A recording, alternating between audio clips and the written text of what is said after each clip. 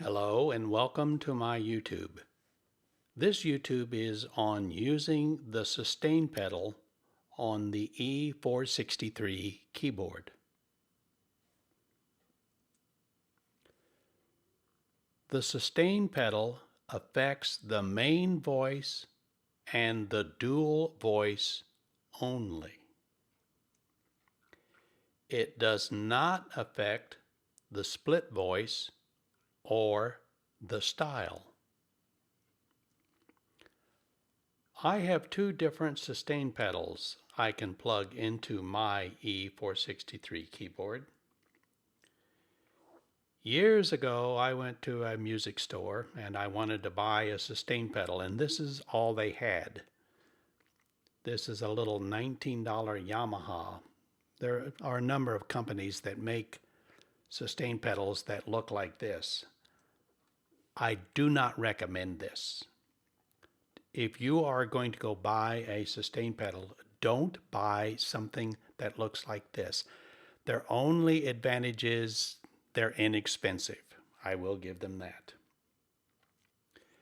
This is what you want to buy, something that looks and works like this.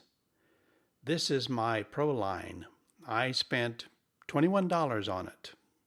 So just for $2 more, I got something that really works. This is much better. You have a much better feel for when you press this thing down. So buy something that looks like this. If I were doing it all over today, I would probably buy this one. This is the M Audio. I have owned a lot of M Audio equipment over the years. I find it very good quality and not terribly expensive. On Amazon, they've sold 23,000 of these sustain pedals, and it has a 4.7 stars out of 5. So that speaks very highly of this sustain pedal.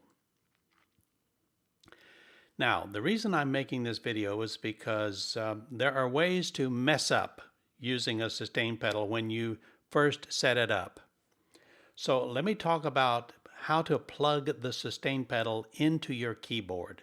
This is critically important. Turn off your keyboard before you plug in your sustain pedal for the very first time.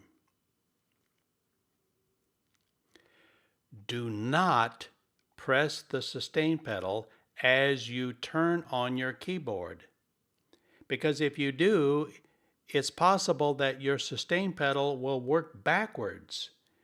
When it's supposed to be on, it'll be off. And when it's supposed to be off, it'll be on. And this can be very confusing. And I speak from personal experience. I thought my pedal had malfunctioned and I was ready to throw it away and go get a new one. It's simply I was pressing the pedal when I turned on the keyboard and everything went backwards. Monophonic instruments, these are instruments that can only play one note at a time, such as a trumpet, a clarinet, a flute, a saxophone, or a human voice.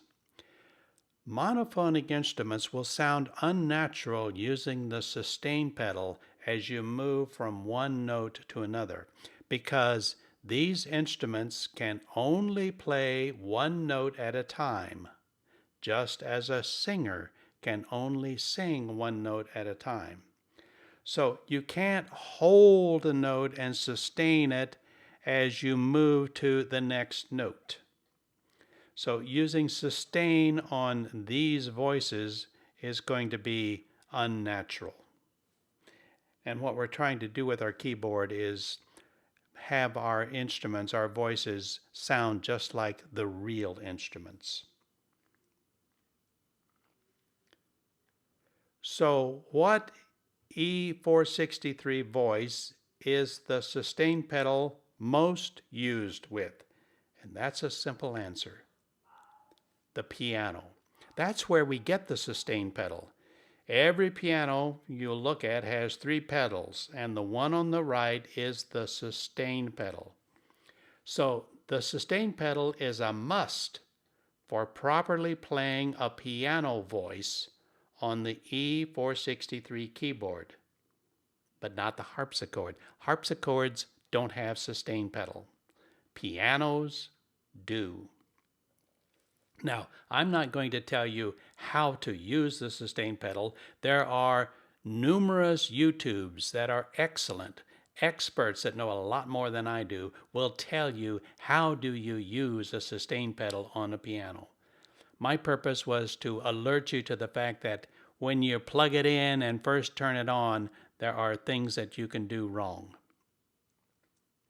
So, thanks for watching.